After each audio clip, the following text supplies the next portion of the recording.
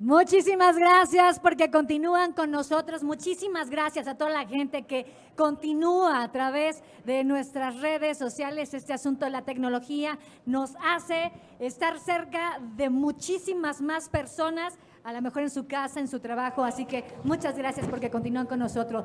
Decíamos, tenemos a continuación un panel muy interesante que se llama Educación Digital en las Américas. Buenas prácticas para inspirar. Y para ello les dejo con ustedes, porque nos acompaña muy amablemente Juan Carlos Villarroel. Él es periodista de Consumo TIC. Un fuerte aplauso. Comenzamos. Vámonos. ¿Quieres entrar aquí?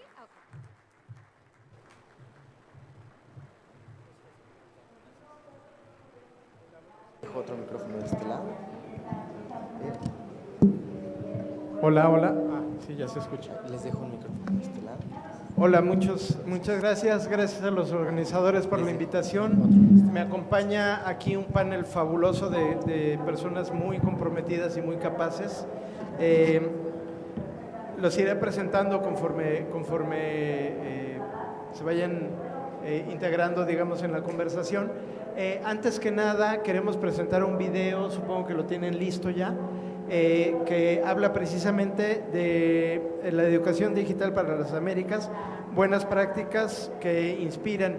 Son un total de 30 prácticas que se han elegido de entre muchos concursantes que tienen prácticas muy interesantes en materia docente en América Latina, y nos acompañan 3 de ellos acá, además desde luego de Telefónica, la Fundación Telefónica, que es la que financia pues el trabajo de esto, y la OEA, que ha organizado, digamos, este trabajo. Entonces, si me permiten, corre video por favor y enseguida presentamos a los panelistas. El mapeo de buenas prácticas en educación digital de las Américas, liderado por la Alianza de la Organización de los Estados Americanos con Profuturo, tiene como propósito destacar iniciativas de instituciones educativas y organizaciones de la sociedad civil de América Latina y el Caribe. Se convocaron iniciativas desarrolladas entre 2020 y 2022 que promuevan oportunidades de aprendizaje y generen un impacto positivo en la comunidad educativa mediante proyectos innovadores que apunten al seguimiento de las trayectorias escolares y la recuperación de los aprendizajes, contemplando la integración de las nuevas tecnologías digitales. Se recibieron más de 160 postulaciones provenientes de 17 países del hemisferio. Con estas prácticas se ha creado un mapa interactivo en el sitio web del Portal Educativo de las Américas a modo de repositorio, donde se puede navegar y conocer más sobre cada una de ellas. Nuestro proyecto se llama Educación Disruptiva para una Nación. Nosotros empezamos este proyecto para brindar una educación diferente. Un comité evaluador tuvo la difícil tarea de seleccionar 30 experiencias destacadas que recibieron el reconocimiento como buena práctica educativa. Además, 4 de ellas tuvieron la oportunidad de invitar a un o una docente a asistir a la 5ª edición del evento Enlighted entre el 16 y 17 de noviembre de 2022 en la ciudad de Madrid. Este fue un espacio para compartir experiencias y reflexionar sobre los retos planteados en el campo del aprendizaje y la educación en la era digital. Con mi participación en los Enlighted 2022 he enriquecido mucho mi práctica pedagógica. He conocido docentes de todo el mundo y he conocido también sus experiencias exitosas para apoyarlas en el proyecto que desarrollo con mis estudiantes. Enlighted para mí ha significado aprendizaje, desarrollo, conocimiento de los expertos, y eso me vuelca para llevarlo a mi práctica, desarrollarla y formar una comunidad de docentes innovadores. Ingresa al mapa de buenas prácticas en educación digital de las Américas en el enlace que se encuentra en la descripción de este video para conocer las prácticas educativas más recientes e innovadoras de la región. Muchas gracias por tu apoyo.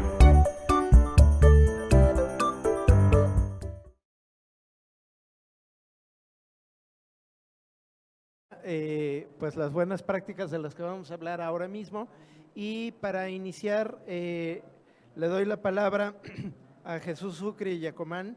Él es director del Departamento de Desarrollo Humano, Educación y Empleo de la Organización de Estados Americanos, un diplomático de carrera con una amplia trayectoria, quien nos va a explicar el papel de la OEA en este trabajo. Adelante, Jesús.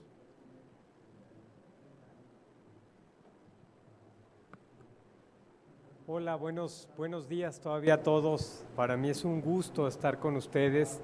Gracias, Juan Carlos. Gracias, Eric, que te veo aquí abajo, por invitarme a participar en esta nueva edición de Evolving Education Summit para hablarles sobre el mapeo de buenas prácticas en educación digital de las Américas.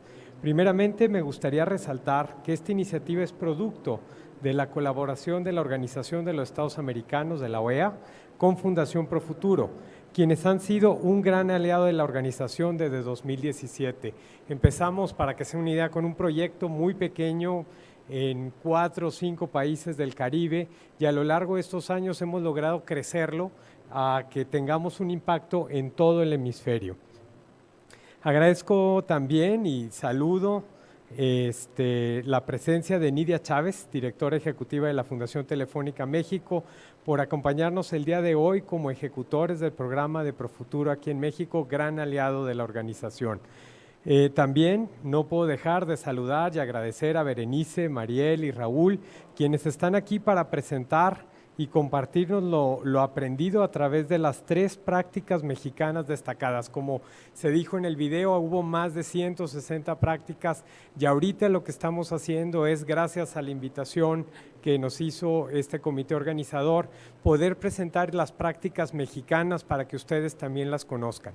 Obviamente pueden conocer las 160, pueden seguir participando, pueden seguir colaborando con nosotros, pero bueno, me va a dar mucho gusto que puedan escuchar a Berenice, Mariel y Raúl hablarles de estas prácticas que también son ganadoras en la región de las Américas.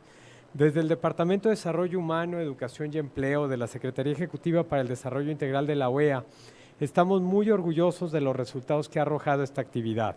Gracias a la iniciativa y cooperación conjunta, el mapeo de buenas prácticas es una realidad y está disponible en español, inglés y a partir del mes pasado también en portugués. Se presentó un estudio, Educación Digital en las Américas, Buenas Prácticas para Inspirar, un documento que recopila y analiza el impacto de estas 160 prácticas, además de que se construyó este mapa interactivo en el cual ustedes pueden visitar por tema, por práctica, por país, las prácticas que identificamos en la región de las Américas. El camino que nos trajo hasta aquí ha sido gratificante, ya que hemos conocido más de 160 proyectos innovadores que incorporan el uso de nuevas tecnologías en las prácticas educativas locales que se están llevando a cabo en los 37 estados miembros en los 34 estados miembros de la OEA. El objetivo principal del mapeo era que la continuidad educativa en las Américas se pueda compartir y de ahí aprender nuevas oportunidades para el desarrollo de la práctica docente. A través de espacios como este, podemos confirmar que este esfuerzo se ha convertido en una realidad. Estamos convencidos que el mapa y el informe son un gran instrumento para los docentes, instituciones y también los gobiernos a quienes nosotros reportamos y que aportan a la consecución de los objetivos de la Agenda Educativa Interamericana que los ministros y las ministras de Educación del hemisferio aprobaron en noviembre del año pasado.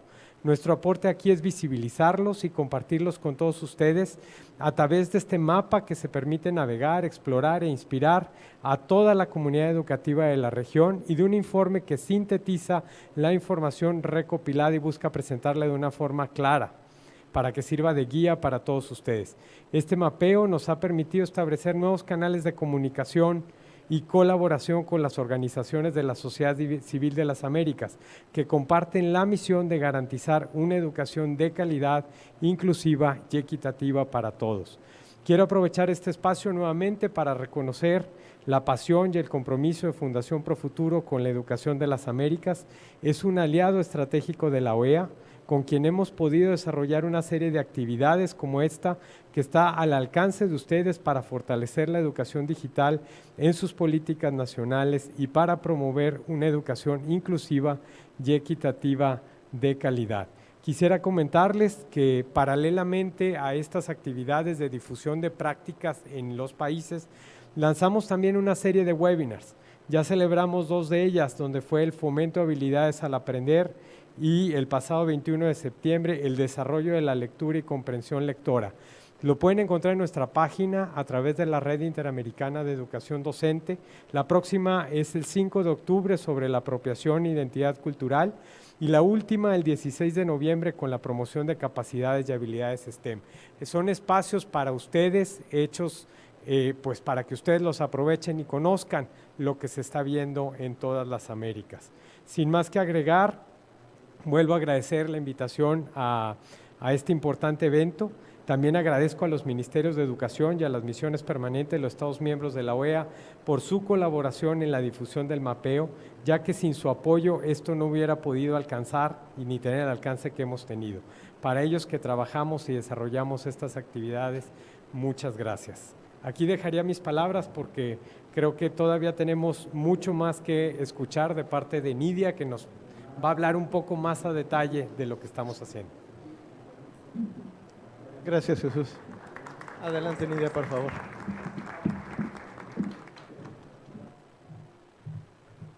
Muy buenos días, bienvenidas y bienvenidos.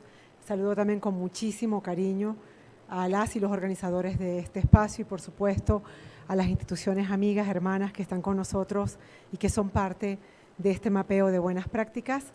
Jesús, hiciste un excelente resumen de lo que es este documento.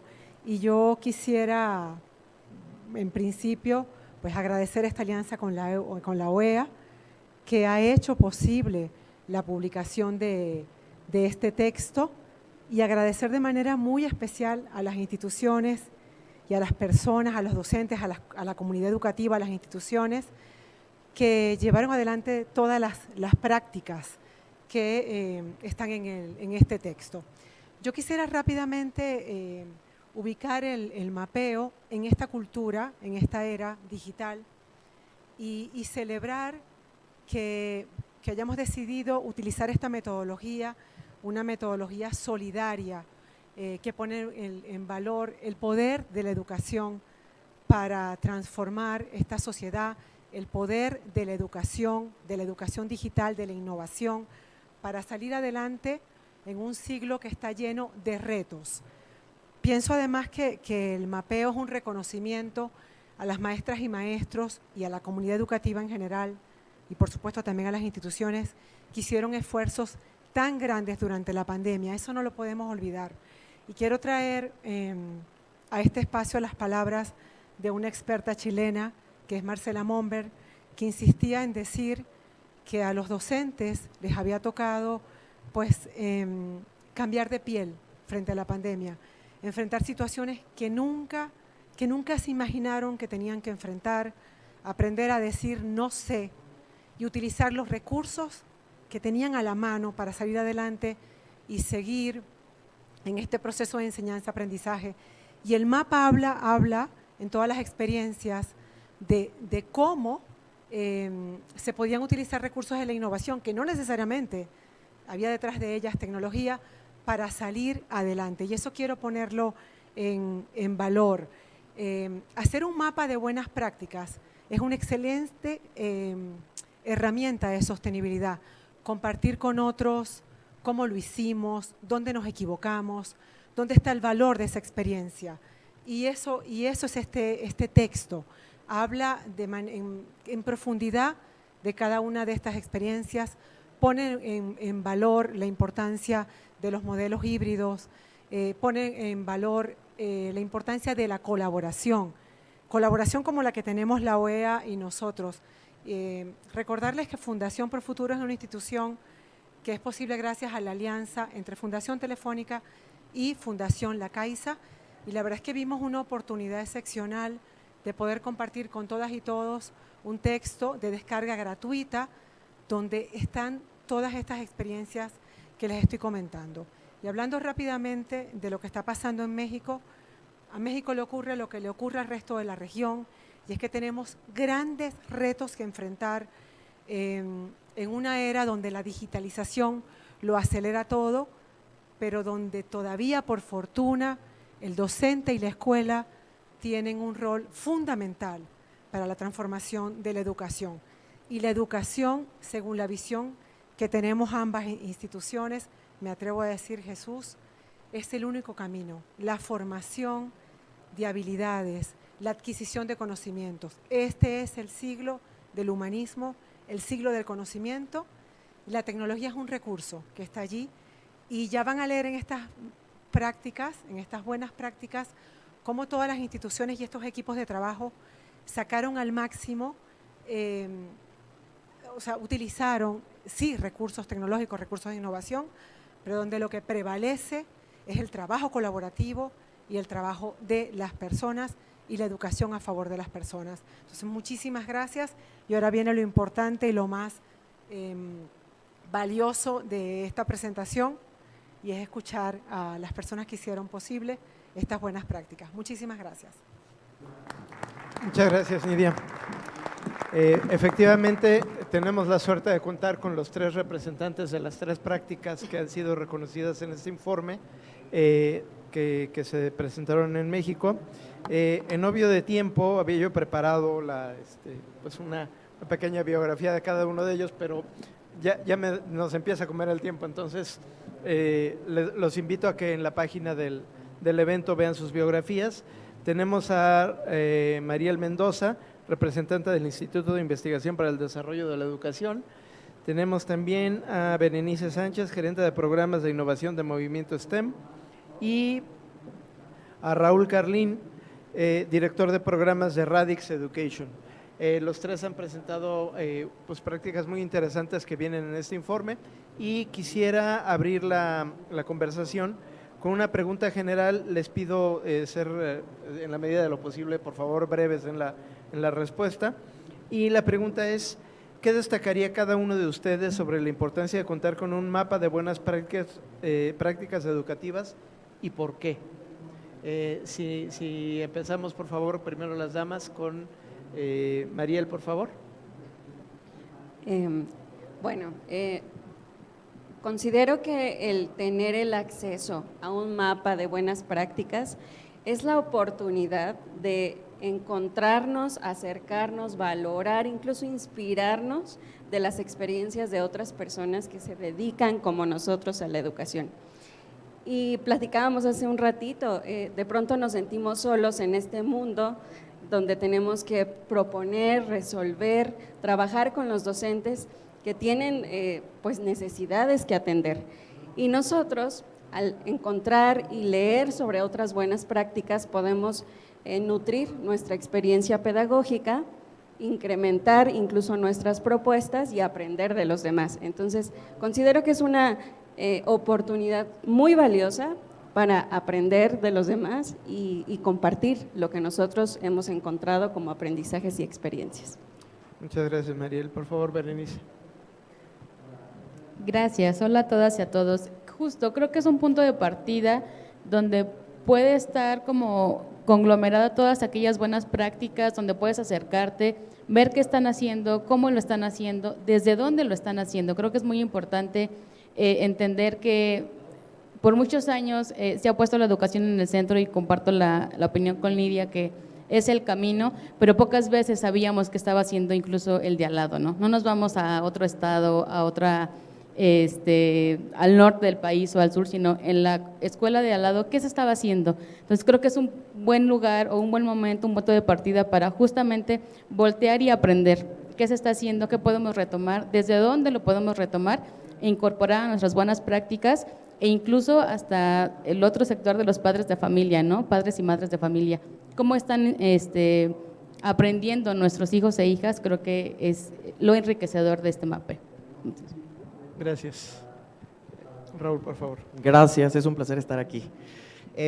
Yo quisiera empezar citando a Kant, que en su obra Pedagogía hace apenitas 220 años, dijo que se comprende mucho mejor un mapa cuando se le puede hacer por uno mismo, porque el mejor recurso para comprender es producir.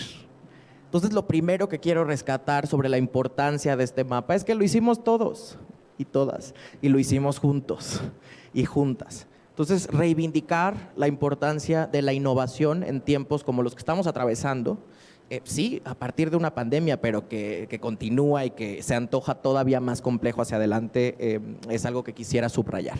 Y Punto 2, sí, muy en el tenor de lo que ya Mariel y Berenice comentaban hace un momento, es específicamente en la pandemia, algo que seguramente muchos y muchas aquí hemos escuchado o escuchábamos de los maestros, es que si bien estaban ocupados en la importancia de desarrollar ciertas capacidades, inteligencias digitales, algo que sobre todo nos decían es nos sentimos solos, ¿no?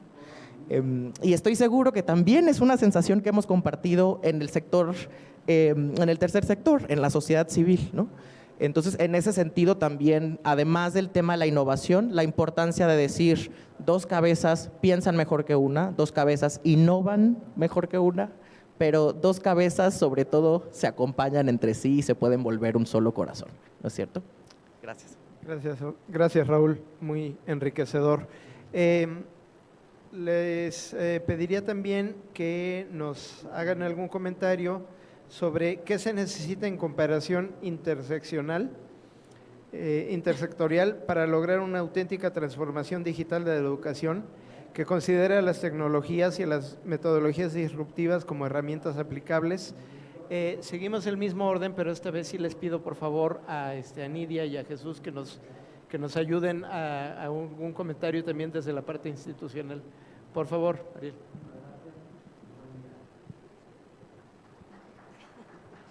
Muy bien, pues considero que es fundamental el poder tener alianzas. Tenemos el sector que es el sector público, el sector privado.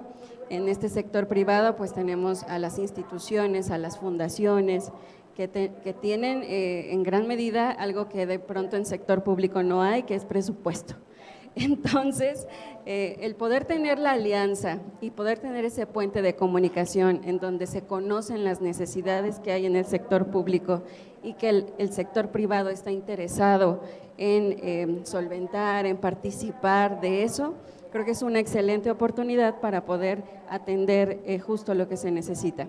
Entonces, las alianzas son fundamentales. También el poder pensar en trabajar en distintos niveles. De pronto nos centramos en el destinatario final, en términos de educación, que son los niños, los jóvenes.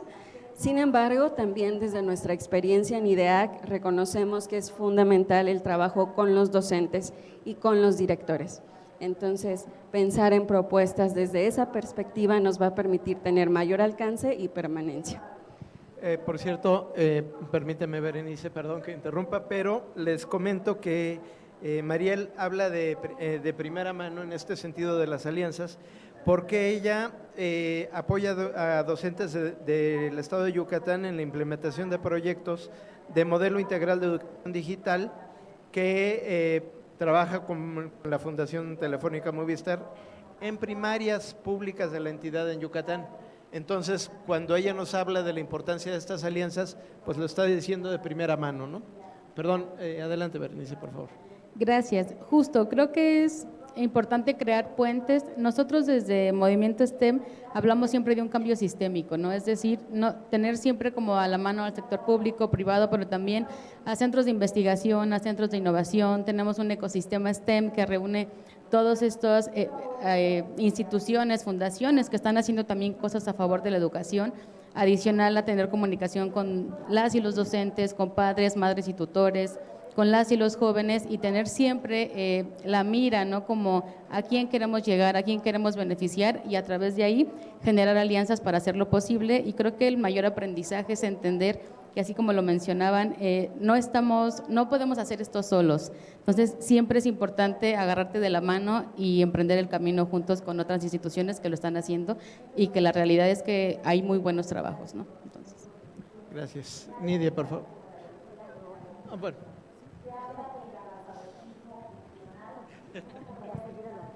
Gracias. Y sí, con la salvedad de en la siguiente intervención hablar un poco más sobre nuestra iniciativa, sí quisiera abordar este tema de qué se necesita hacer a nivel intersectorial, ¿no es cierto?, para una transformación digital. Bueno, yo también estoy de acuerdo, diálogo, y por eso aplaudo un poco mucho lo que está sucediendo aquí. Pero poniéndome ya un poco más técnico, y sé que Nidia y Jesús también seguramente hablarán desde una perspectiva más institucional, yo diría 2 cosas. Uno, en el eje material, muy en el sentido de lo que decía Mariel, el tema del presupuesto, ¿no es cierto? Hace falta acceso a conectividad, a tecnología. Cada vez repetimos más que el Internet es un derecho humano, pero pues los derechos humanos solo se pueden garantizar con presupuesto. Y donde están los presupuestos están las prioridades. Pongo solo como botón de muestra el caso de México, ¿no?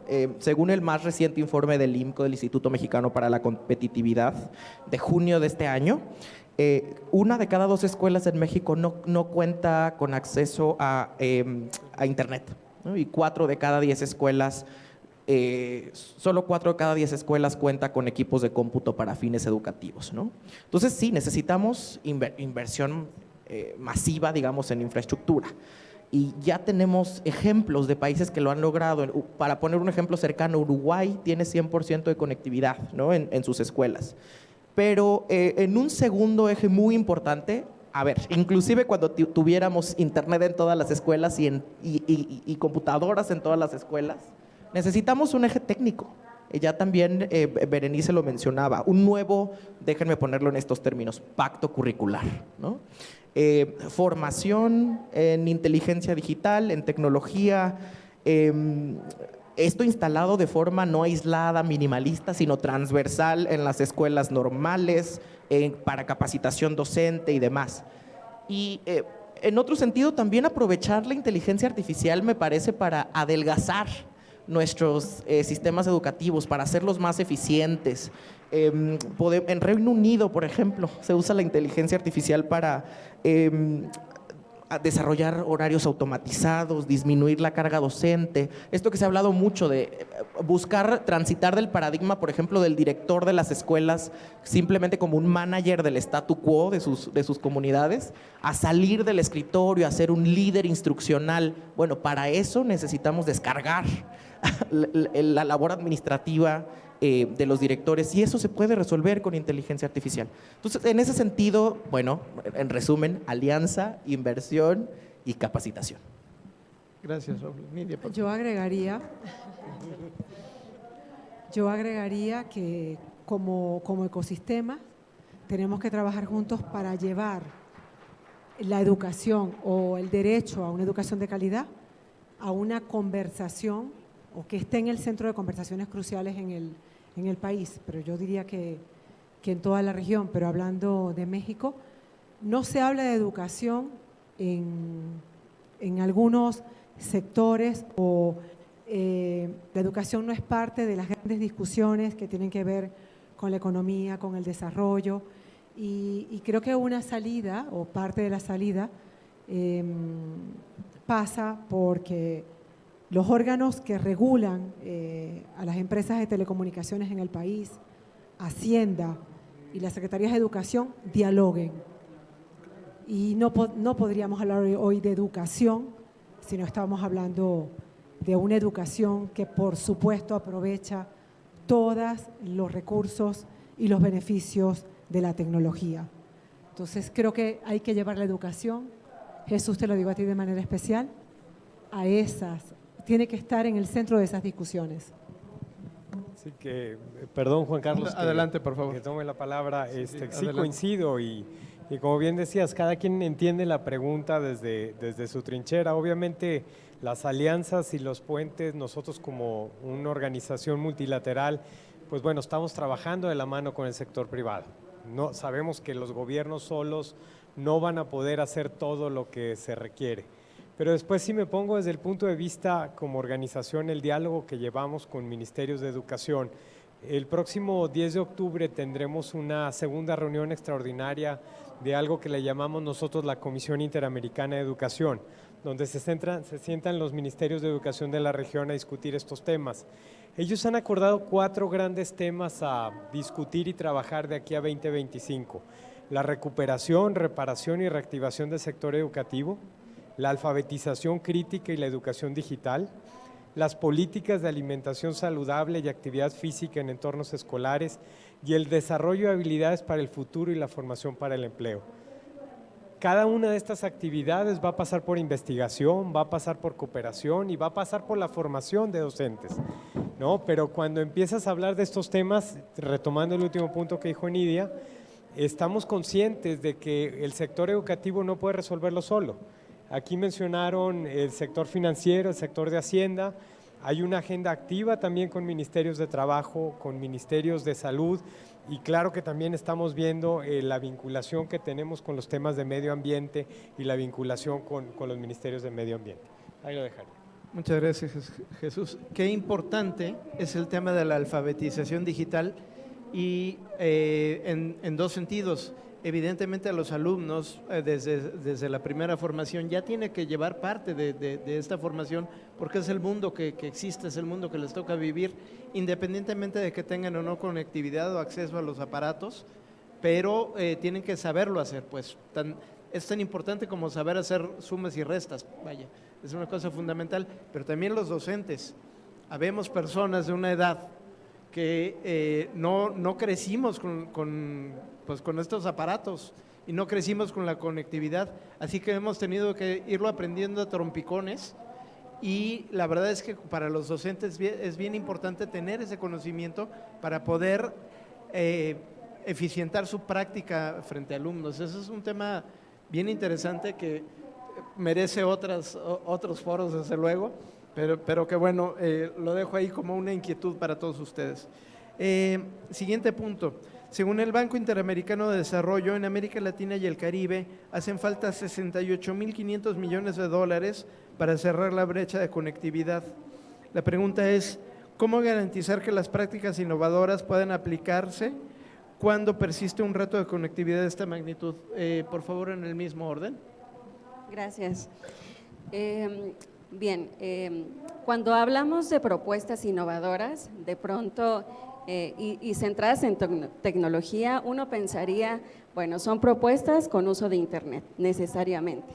Sin embargo, es necesario pensar fuera de la caja y también pensar en que trabajamos en contextos bien diferentes.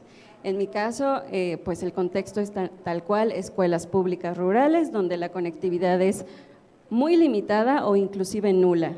Y sin embargo, llegamos con una propuesta innovadora con uso de tecnología, en donde no requieren forzosamente Internet y pueden los niños trabajar con tabletas, con recursos interactivos y demás.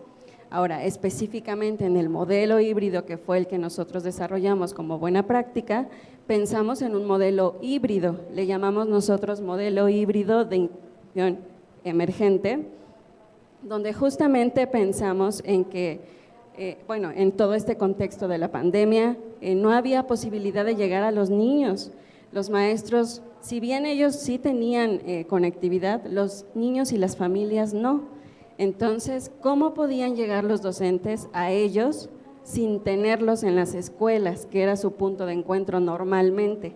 Entonces, ¿qué sucedió? Se propuso con este modelo llegar a través de distintos modos, con propuestas con conectividad, con más o menos conectividad o con nula conectividad. ¿Y qué pasa? Volteamos a ver aspectos básicos como el uso del teléfono, impresiones si es necesario. Veíamos, por ejemplo, que los niños y las familias quizás sí tenían un teléfono y usaban las redes sociales.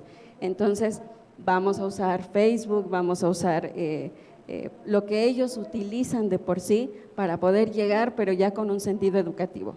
Entonces, me parece que eso es fundamental, además de nosotros como resultado de la investigación-acción que desarrollamos, nos dimos cuenta que involucrar a los padres, digamos que al público al que iba dirigida la propuesta, involucrar a los padres de familia, a los niños, a la comunidad escolar, eso permitía que hubiera mayor apertura al cambio y que hubiera mayor permanencia, que se aceptaran la propuesta y que se involucraran en el desarrollo de lo que se proponía. Entonces, me parece que esos son elementos fundamentales si queremos que nuestras propuestas innovadoras lleguen a estos contextos donde ni siquiera hay posibilidad de pronto de tener esa videollamada, esa posibilidad de una conferencia, etcétera, que en otros contextos pues sí existe. Gracias. Adelante, Berenice. Gracias. Creo que el reto de la conectividad es innegable, pero también recalcar que la innovación no está relacionada directamente con la conectividad. Desde nuestra buena práctica desarrollamos una metodología que crea proyectos STEM con un manual que descarga el docente, tiene la metodología y lo transmite a sus estudiantes en trabajo colaborativo, eligen una problemática que esté alineada a la Agenda 2030, dan una solución innovadora y van creando prototipos. Estos prototipos con el uso de tecnología que no necesariamente tienen que ver con robótica o programación, ¿no? Siempre las y los docentes se espantaban y decían, es que nosotros no tenemos acceso a eso. El uso de un lápiz, de las tijeras, es tecnología, es llevar a las y los docentes, como bien decía Mariela, a pensar fuera de la casa, a través del pensamiento de diseño, de pensar como locamente decían, ¿no? Entonces, el desarrollo de estos proyectos de STEM va desarrollando competencias que tienen que ver con el pensamiento crítico, la colaboración, la creatividad, el pensamiento, también el cómo te comunicas con la otra persona en las habilidades blandas. Entonces, sin conectividad se puede todavía fomentar la innovación, desarrollar competencias STEM y lo hemos nosotros desde Movimiento STEM comprobado ya más de hace 8 años que desarrollamos esta metodología y que ha llegado incluso a las comunidades más alejadas de Puebla justamente, donde a veces ni tenían bancas para sentarse y aún así las y los docentes desarrollaban proyectos increíbles con tecnología y con prototipos que ojalá pudieran darse una vuelta a nuestra página para que pudieran como entender un poquito más a detalle, pero sin duda alguna la conectividad no es una limitante para fomentar la innovación y las competencias y las habilidades digitales. Muchas gracias. Por favor, Raúl, el tiempo empieza a ser factor, ¿eh? Les recuerdo. Sí, intento ser lo más rápido posible. Nada más para rescatar un poco lo que decía Mariela hace un momento. Cuando pensamos en innovación, en tecnología, pensamos enseguida quizá en una cosa sofisticadísima, ¿no es cierto? En donde necesitamos tener acceso a distintos recursos y demás. Pero un mantra que Eric, el fundador y director de Radix Education, que se va a molestar que lo estoy nombrando, que está aquí sentado, siempre nos repite, es keep it simple, ¿no es cierto? Manténlo en el terreno más simple. Entonces, ¿qué hicimos nosotros en Radix a través de esta buena práctica? Que se llamó Remedios Digitales SADCB. Dijimos, a ver, muchos de los maestros nos están diciendo que no tienen un equipo de cómputo o que tienen uno, pero que dan sus clases y que tienen que compartirlo con sus 4 hijos que también tienen que tomar sus clases durante la pandemia. Pero sí tienen un celular y tienen WhatsApp. Entonces nos inventamos una farmacia virtual, ¿no es cierto? Que se llama así, Remedios Digitales SADCB. Y entonces lo que hicimos en el staff de Radix Education fue vestirnos como farmacéuticos y como doctores y como pacientes y en una cápsula, ¿no? En un formato de cápsula, un video muy rápido, explicábamos el doctor al paciente cómo podían los pacientes, en este caso eran los maestros, utilizar herramientas digitales para sus clases en línea. Y entonces les decíamos desde el momento cero cómo pueden hacer un Padlet, por ejemplo, esta famosa aplicación, ¿no? Para enviarla a sus estudiantes y utilizarla como una actividad en sus clases, cómo podían medir el impacto de la trayectoria de aprendizaje en sus clases a través de un formulario de Google, a través de un Mentimeter, ¿no?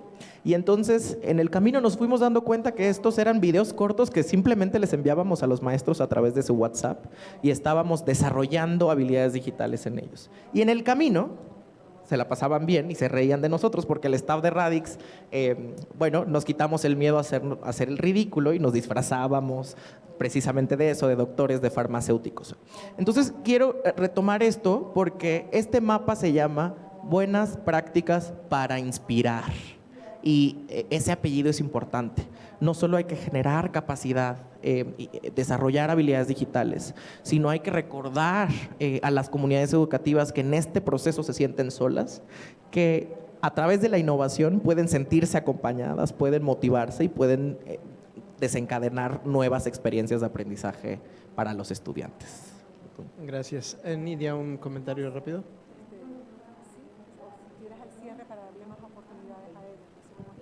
Bueno, pues entonces pasamos a otro comentario.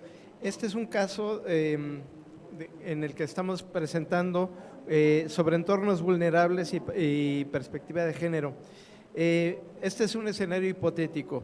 En México, una familia indígena en Chiapas solo tiene un celular y sufre para cubrir el costo del servicio de internet, que además es limitado. Los padres deciden que el hijo y no la hija es quien usará el aparato para estudiar. ¿Qué buenas prácticas se proponen como solución a esta clase de problemas?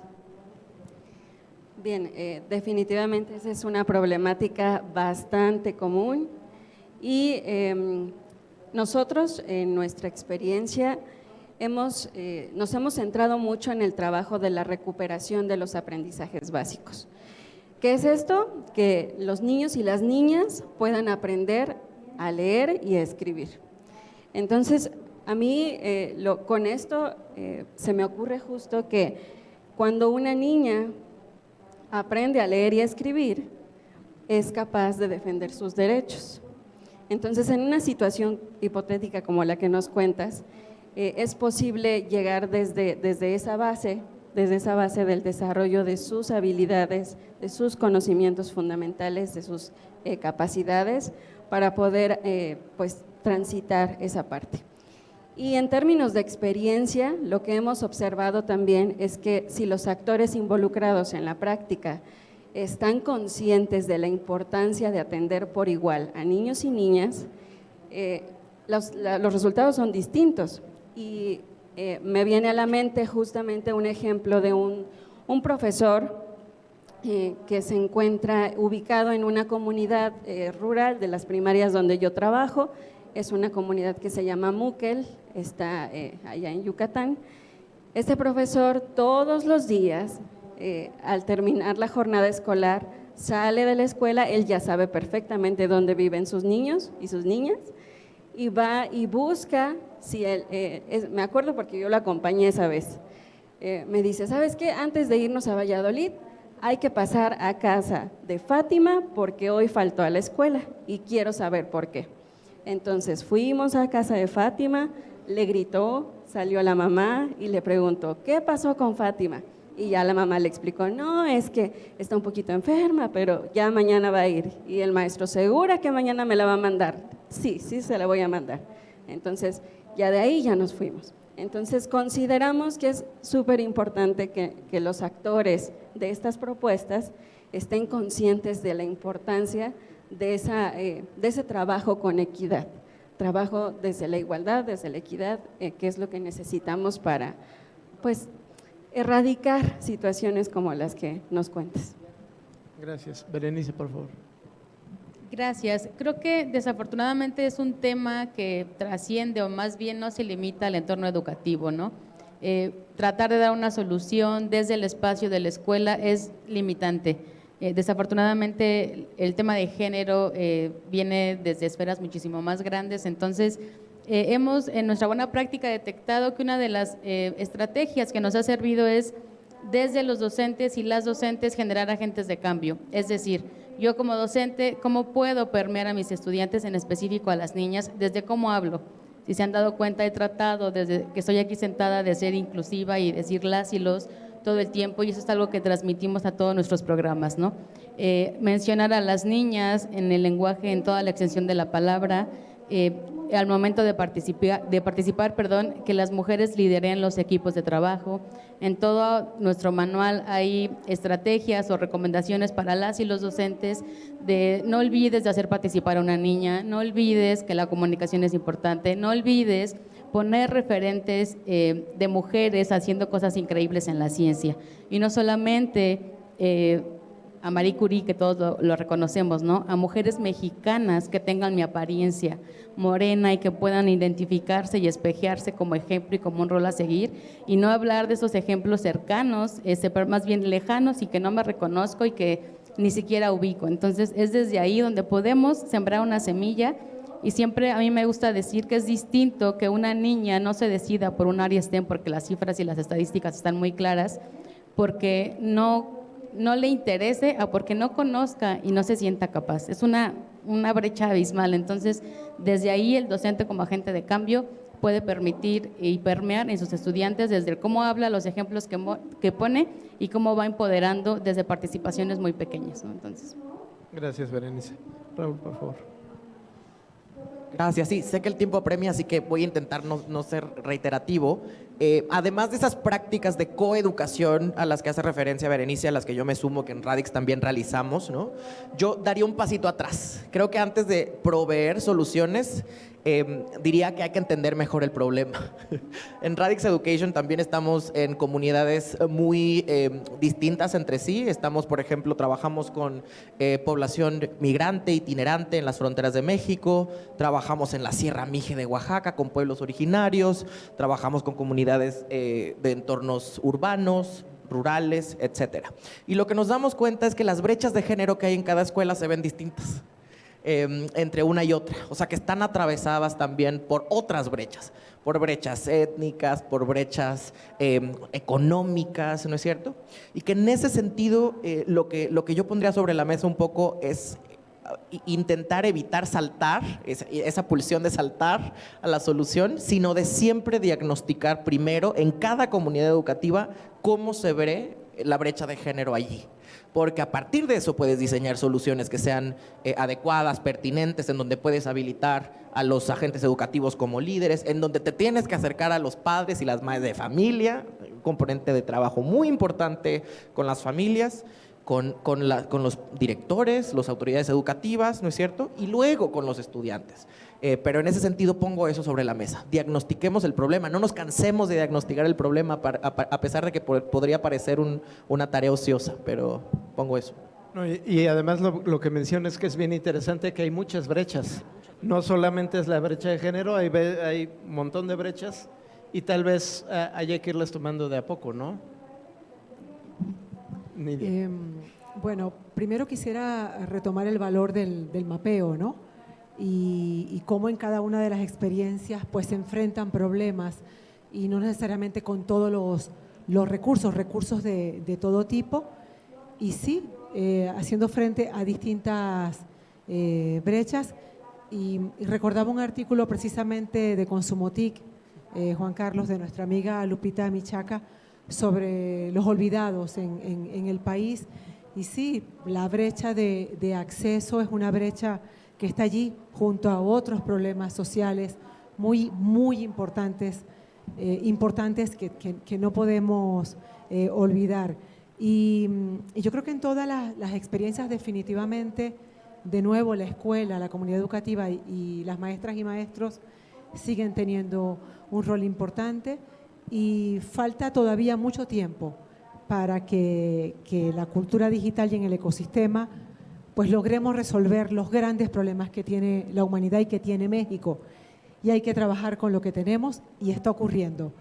Pero lo que sí tenemos que hacer como instituciones, en espacios como este y en cada una de las intervenciones que tenemos, pues empujar hacia ese futuro que queremos, visibilizar los problemas. Y en el caso específico de la igualdad entre mujeres y hombres, así como ocurrió durante la pandemia, que se habló muchísimo sobre educación por fortuna y se sigue hablando, hay que aprovechar que se está hablando mucho en México sobre la importancia de cerrar la brecha de género, la relevancia que tiene. Y frente a la situación que planteabas, allí está la escuela y las maestras y los maestros protegiendo e intentando ayudar a las niñas y niños. Que no basta con eso, no basta con eso, pero es importante que esté pasando y identificarlo y seguir apoyando a las maestras y maestros a través de la formación. Quería decir eso. Gracias. Gracias, Nidia. Un comentario de la OEA. Gracias, Juan Carlos. Pues yo nada más agradecer nuevamente, como inicié mis palabras, a Evolving Education Summit, a la Fundación Profuturo, porque era el objetivo de esta conversación, que vieran que en el mapeo de buenas prácticas, como bien dijo Raúl, para inspirar, se encuentran detrás personas como Raúl, como Mariel, como Berenice, que nos están compartiendo mucho más de lo que pueda decir un simple informe. Entonces, nosotros es el valor que vemos, el valor agregado que vemos en el mapeo de buenas prácticas. Y bueno, agradecerle a la Fundación y agradecer, Erika, la invitación que nos hiciste, porque creo que pueden encontrar, son solo tres jóvenes que están escuchando ahorita, de 160 y seguramente de millones más que hay en todo el hemisferio. Gracias, Juan Carlos. Sí, muchas gracias. Y justamente lo que comentaban, ¿no? De no sentirse solos y de compartir con lo que está pasando en la escuela de junto. Personalmente, yo en la primaria fui a una escuela que pared con pared estaba la otra escuela a un lado, y la verdad es que nunca tuve ningún contacto con los estudiantes de la otra escuela, ni los maestros entre sí. Caramba, estábamos a un lado, literalmente a un lado. Entonces, eso hubiera sido mucho más enriquecedor, ¿no? En fin, teníamos una última pregunta que está muy provocadora, sobre el tema del retraso que hay en el entendimiento de los niños, porque se ha perdido pues capacidad de entendimiento con la pandemia. Es una cosa dramática, ustedes lo saben bien. Desgraciadamente no nos va a dar tiempo de abordar ese tema porque la verdad no nos da la vida, pero sí les pido a cada uno de ustedes que en segundos me den una conclusión. Es como en las terapias estas grupales, ¿no? Psicológicas. ¿Cómo te vas, Mariel? Pues como lo dije desde un principio, esta es una oportunidad para nutrirse, para aprender de las experiencias, de las reflexiones de los demás. Entonces me voy con gran conocimiento pedagógico, motivada, inspirada, emocionada también, y pues agradezco la oportunidad de estar aquí. Jesús, muchas gracias. Nidia, Telefónica, OEA, este espacio para hablar y compartir de lo que hemos vivido, la verdad es que es muy valioso. Gracias. Gracias, pues igual inspirada sobre todo, ¿no? De conocer lo que están haciendo en otro lado de no solamente nuestra institución. Entonces eso, motivada, muy como con ganas de seguir creando y de seguir transformando desde nuestro rincón y desde nuestra trinchera, poniendo como nuestro granito de arena. Entonces, pues agradecida también por el espacio de poder compartir experiencias y de que se escuchen, ¿no? Y que no se queden en un simple documento. Entonces, muchas gracias por la invitación y pues felicidades por el gran esfuerzo que han hecho, ¿no? En este mapeo que está increíble. Raúl. Gracias. Nidia, al inicio citabas a Marcela Monberg, ¿no? Que decía que en la pandemia un poco los maestros se habían visto obligados a cambiar de piel. Me temo que todos y todas vamos a seguir teniendo que cambiar de piel en un futuro que se antoja, insisto, incierto, complejo, cambiante. Pero creo que si seguimos habilitando espacios como estos, ¿no? Mapeos como estos, vamos a estar a la altura para seguir innovando juntos, pero sobre todo para ir caminando ese camino incierto de la mano. Gracias a todos y a todas. Nidia, por favor. Muchísimas gracias por el espacio, por la oportunidad. Descarguen el mapeo de buenas prácticas de manera gratuita en la página de Profuturo y en la página de la OEA. Jesús. Bueno, nuevamente muchas gracias a todos por la invitación. Reconocer que el mapeo no es una idea al aire, sino es una construcción de todos ellos. Ustedes son los especialistas y gracias a ustedes es que el sistema puede seguir avanzando, ¿no? Yo les platicaba allá afuera cuando estábamos conversando que al principio estaba muy preocupado, ¿no? de cuál es la ruta que debemos seguir. Hay muchas rutas y solamente implementando estas diferentes prácticas es como vamos a llegar en algún momento a la respuesta correcta. Gracias a todos por su esfuerzo. Pues hemos llegado al final. Un merecido aplauso a todos nuestros panelistas.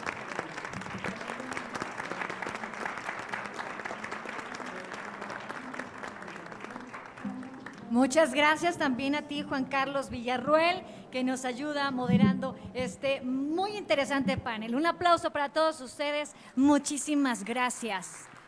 Este es el momento de las fotografías, ¿eh? Por favor, a nuestros panelistas con su mejor sonrisa. Eso es. Muchas gracias.